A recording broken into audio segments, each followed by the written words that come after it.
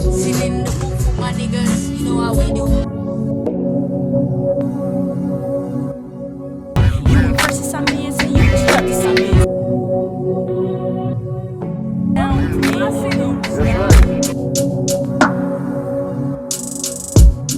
You know, it's funny that a lot of people don't know that I did music. A lot of people don't know my musical background.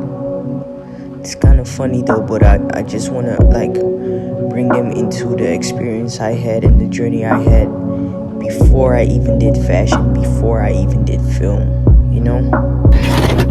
Is like everything okay? Because I can't see it. Yeah. Okay. Yeah. All right. So we're here with one of the most creative people that I know, a good friend of mine, Jessy. What's up? What's good? What's good, fam? How are you? I'm great, actually. Thank you. How are you? Yeah, fantastic. Perfect. So, Jess, we are here at your hometown in The Hague in Holland. Yes. What a lot of people actually don't know is that it all started for you in New York, actually. You were actually a rapper. I used to be, yeah. Hard to get, or is it just hard to accept? Me and my rock star ladies gonna hit the TV ASAP. So, where did it all started for you? Well, like you said, it started back earlier, but like the real time frame started in 2001. That's when I actually really developed a voice to record or even to actually rap about the shit I was rapping about, you know? It's just crazy because you see and you just see a lot of different shit that the people or even the kids from here witness, you know? Being in Brooklyn and just going to the store and the store manager yells to lie down because there's a guy in the store with a fucking gun in his hand talking about Make it happen before the drums start clapping.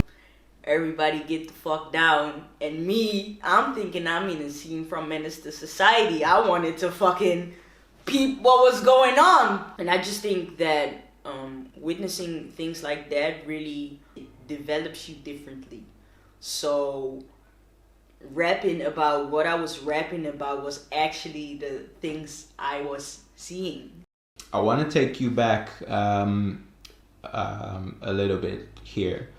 So you're 12 years old. You are in New York. So what makes you say at this age, you know what, screw that, I'm gonna go into the studio? Coming from a musical family and my cousins always being in the studio, that inspired me because that was something that I look up to. There was just such a vibe behind, such an energy just behind that intrigued me and inspired me. I was very intrigued by the hip-hop community. I grew up hip-hop, I always say. And there's no age frame or time limit or there's nothing like that. If you want something, doesn't matter how old you are, you can just go and fucking get it. And I was like, I don't care if I'm 11 or 12 years old. This is what I want and I'm gonna start doing it now, because if you start early, you can grow into it and become the best, you know, the best in whatever you want to do. So that was just, for me, that was just how I envisioned it. I remember we recorded the first song. It was called Back in the Days. It was produced by Spice Productions, who actually produced the song that's underneath this video. And we recorded the song, and I can just remember me and my cousin were just in the car late at night coming from the studio at like 1 o'clock in the morning. I was 12 years old, mind you, coming from the studio at 1 o'clock in Brooklyn and just bumping the song. That was crazy. The energy and the fucking drive that I got from that, that's when I knew like I want to do music. All right. So I actually want to show you something. All right.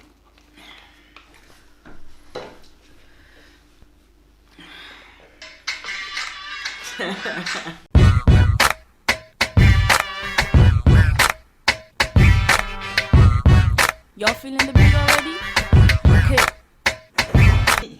Right? Yeah, This is it your first video clip. Oh my god. You were 16, if I'm not mistaken, right? When you yeah. recorded this. Yeah. I just finished high school actually. Okay. So you're 16 years old, you're shooting your first video clip. How is that as an experience for you as a 16-year-old? Well, it was very different. My mom was always very eager on me getting my education, so I finished that because if it was for me, I would have stopped after middle school. When I finished that, I could do a music video. So I did the music video and we actually flew to 2 states. We did the music video in 2 states. We did one part, we did in New York City. Just to impress the kid New York. Yes, I've been blessed. And the other part, it was like a sequel. And the other part we shot in Miami. No, we're not in New York, we're not in Philly, we're in Miami Beach. As you can see, we got the blue water and everything going on, and we boning. So for me, as a young kid, 16 years old, like being in New York is normal for me. It's home, it's where my roots are. But like actually shooting the video on Times Square. And I was stuck in a writer's block, but now I'm back. You bitch regret that. At night, you know, and then the next day fly to Miami to shoot just to shoot a video was actually insane. It was a great experience and I'm humbled by it. You can call me East Coast. That's my new nickname. East Coast. Y'all dig? East Coast. But I'm humbled by the experience and I'm so thankful for that it just ever happened. One of Holland's biggest radio stations, especially the most cultural one for the youth, is actually Phonics. You actually did an interview with them. Yeah, that's true. I still have the audio tapes of it actually. Vanaf je 6e was deze dame dus al bezig met rappen. In ieder geval voor de Spiegel en zo. Vanaf de 13e professioneel. Yeah, Phonics reached out to me to do an interview. Mind you, I never did an interview before. I was 16 years old. I just came out of high school. But I was that kid that came out of high school, did a video in New York and in Miami. So they wanted to know the story behind it. Kwam je dan achter met het rappen? Dat het echt mijn ding was. Dat was echt mijn manier om mijn gevoelens te uiten. 17 jaar. Nu ja. 17. Ja. Wat heb je tot nu toe allemaal meegemaakt in de muziekwereld? Ben ik bezig met de Mega Master van Kaliber. Hearing back the tapes is just, like I said, I'm humbled. I'm really humbled by it. It's funny. So I want to take you to 2009, which is actually when we met. Kings and Queens was our retail store. American hip hop clothing at that time, which was very popular. Facts. Which I think is safe to say sparked another interest for you. Yeah, I always had a natural feeling for fashion. I mean, I've always been the kid that had the nice clothes, and you know, I always was just intrigued by rappers, how they were dressing up, like the baggy clothes, the hip-hop shirts, the fitted hats, the do-rags. I had it all, the bandanas, I had it all. And that just, for me, Kings and Queens was just an eye-opening that I could also do that. I could also be in fashion and combine the two things I love, which was music and fashion, and combine them into one. I'm very grateful for that opportunity, and because of that, I realized that I needed to do my own thing. I have so much creativity in my head. I need to do something for myself, and that's when I started doing Forever Awesome. And Forever Awesome has been such a big part of my life ever since. It's not only a clothing brand, it's a lifestyle that made me get into film, because I always had to pay somebody to shoot the campaign video. And so I was like, fuck this shit, I'm shooting this video, the campaign videos by myself. And that's how I got into film directing, because every time somebody shot a video for Forever Awesome, it was just not how I wanted it. My vision was bigger than the picture they gave me. So I was just like, let me just do this shit myself.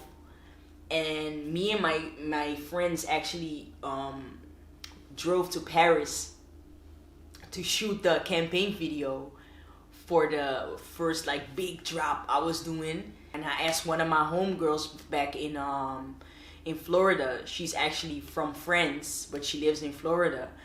So I texted her that day because I didn't know what a treatment was or how to edit even, you know. I just texted her like, yo, I have an idea, I want this and this and this. Fuyant la peine qui la blesse profondément, elle s'envole pour la ville des amoureux, mais sans son amour. Alors qu'elle arrive seule dans sa chambre d'hôtel, elle défait sa valise et n'a de cesse de penser qu'il y a autre chose dans la vie que cette souffrance. Elle veut faire partie d'un groupe qui la fait sentir hors de l'ordinaire. Elle veut être Forever Awesome. Non, rien de rien. And she actually got back to me and spoke something in French. I don't even, now looking back, I honestly don't know what she's saying, but that's how the first visual came to life, and that's how the interest for film came to life. And that's how, well, that's a part of how like Jessy Richmond Films started, and how actually me being a filmmaker started. Just being in fashion and wanted to be in control and do everything by myself. You do New York. You come to Holland, in where you develop your further interest into fashion. You sort of roll into that what you're doing now, which is videography.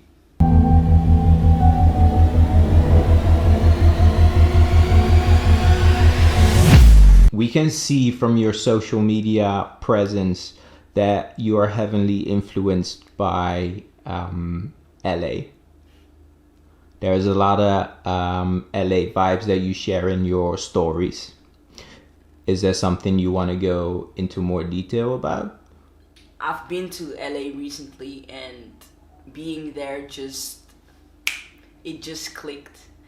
And doing international work with artists and athletes. It's the XFL, baby. Let's go. A Jessy Richmond film.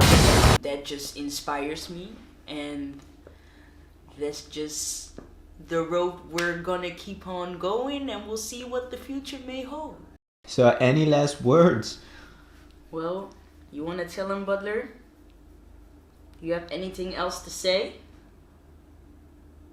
Well, as you can see, Butler's the most unbothered dog ever. Just stick to your vision. Just do, if you have a clear vision of what if you have a clear vision of what you want to do, just stick to it and trust the process. Just believe in yourself and never give up. Don't mind the people that tell you that your dreams are too crazy or what you're doing is too crazy. Don't mind having a big following or not having a following. I started with nothing, no Instagram, no Twitter, no nothing, you know. Just start by doing you, and when you do you, nobody else can tell you shit, right, Butler? I mean, look at this guy. Of course. Right, so